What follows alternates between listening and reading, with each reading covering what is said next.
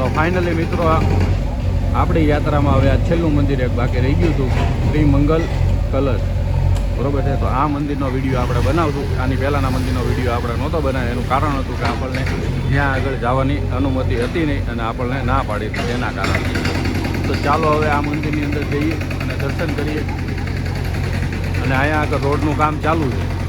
Video ઉતારવાની આપણને અનુમતિ મળી ગઈ છે, પણ એના માટે આપણે સ્લીપ લેવી પડે છે 51 રૂપિયાની.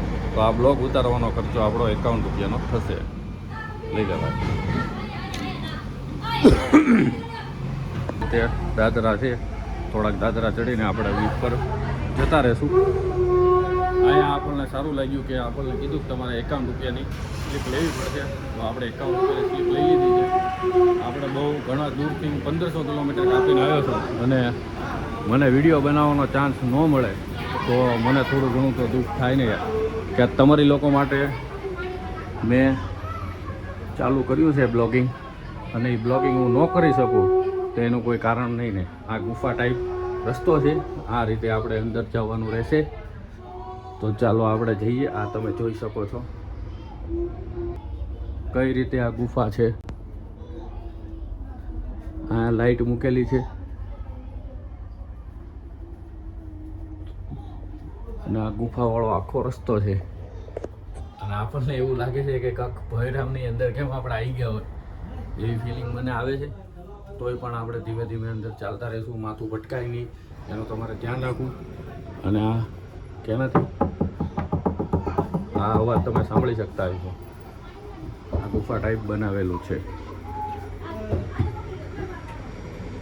તો ગુફાની બહાર આવી ગયા છે અને આ ટાઈપની ગુફા હતી. તમે જોઈ શકો છો એક એક પ્લેયર બહાર આપણા આવતા જાય છે. તો ચાલો હવે અહીંથી નીચે જવાનું છે ગુફા તરફ.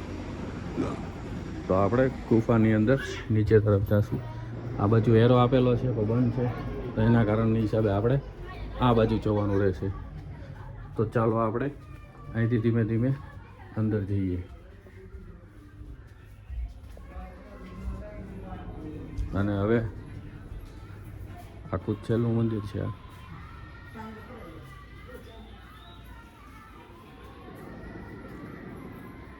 આ મંદિરની અંદર પ્રતિમા છે એ તમે જોઈ શકો છો.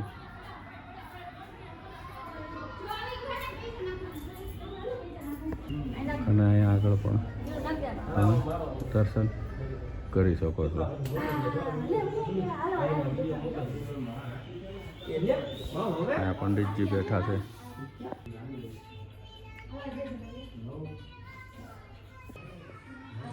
આ મંદિર અદ્ભુત છે.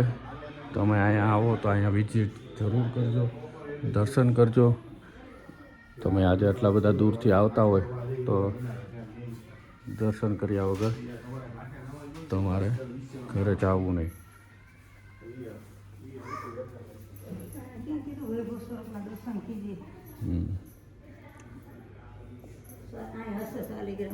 હા,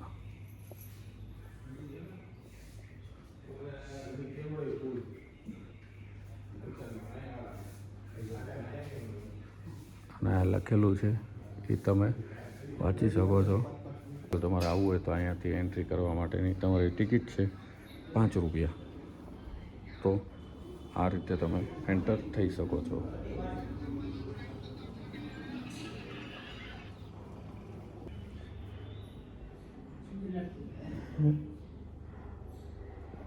તો પહેલાં આપણને એક કાકાએ કીધું છે કે તમે આ બાજુ તમે જતા રહ્યો. તો આપણે પહેલાં આ બાજુની તરફ જવાનું છે. અહીંયા ચિત્રકલાકારી છે, આ તમે જોઈ શકો છો. મસ્ત મંદિર છે. નાના બાળકોને લઈને આવશો તો પણ સારું રહેશે, અને મોટા આવો તો તમે સમજી શકશો એ પણ જરૂરી છે. મારાથી જેટલું કવર થશે એટલું કવર આપણે કરશું. અહીંયા મોટી જબ્બર મસ્ત મજાની માછલી છે અને એ બનાવવામાં આવી છે. આ પણ તમે જોઈ શકો છો.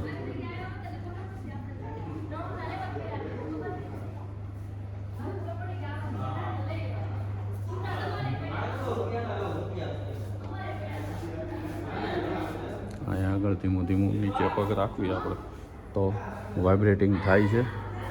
પણ એનો કોઈ પ્રોબ્લેમ નથી. અને અહીંયા પણ ભારે માત્રામાં પર્યટકો પણ આવેલા છે. એવું કોઈ વસ્તુ છે નહીં કે નથી કોઈ. તો આ બધી વસ્તુ બહુ સમજવા જેવી છે. અને આ પણ મારા મગજની બહાર વસ્તુ છે, કેમ કે મને એટલો બધો આઈડિયા નથી અને એટલો બધો હું જાણકાર માણસ નથી. એટલા માટે હું કોઈ ફાલતુ વાત બોલીશ નહીં આમની વિશે, કોઈ જગ્યા વિશે, કેમ કે જેટલી ખબર હોય એટલી વસ્તુ બોલવી જરૂરી છે. અને ના ખબર હોય તો આપણા મનથી પોતાની રીતે કોઈ જ વસ્તુ બોલાય નહીં. તો એટલા માટે હું કોઈક જગ્યાએ ના બોલી શકું તો એના માટે સોરી. તમે જોઈ શકો છો.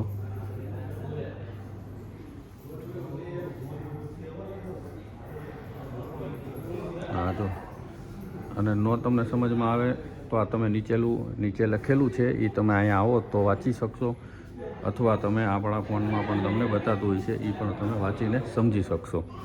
આ પંચવટી મેં શ્રી રામ દ્વારા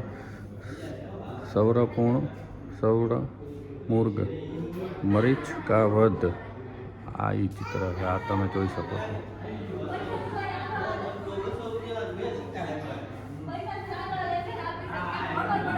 તો ચાલો હવે અહીંથી આગળ જઈશું આપણે. ત્યાંથી બહાર આવ્યા એટલે મસ્ત અદ્ભુત મૂર્તિ બનાવી છે. આ તમે જોઈ શકો છો.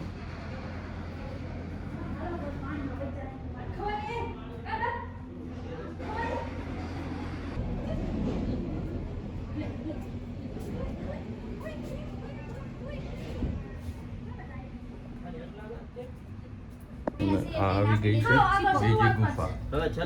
આ ગુફા તમે જોઈ શકો છો.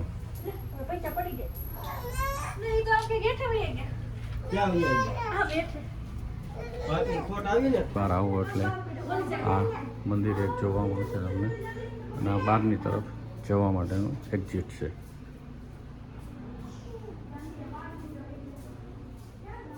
અને આ છે આપણે બ્લોગિંગ કરતા હોવા તમારા ભાઈ. અદ્ભુત વસ્તુ બનાવી છે ભાઈ. તમે એક ફેરી આવો અને વિઝિટ જરૂર કરો.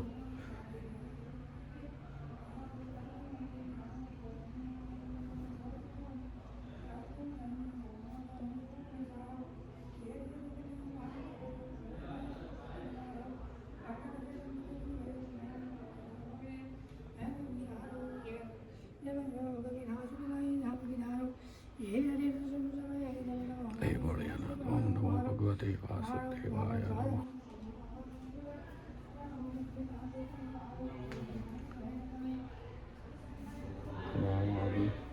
મંદિરનું કામ પણ ચાલુ છે, તમે જોઈ શકો છો. બંને ભાઈઓ હતા એ મંદિરનું કામ કરી રહ્યા છે, હજી ચાલુ છે.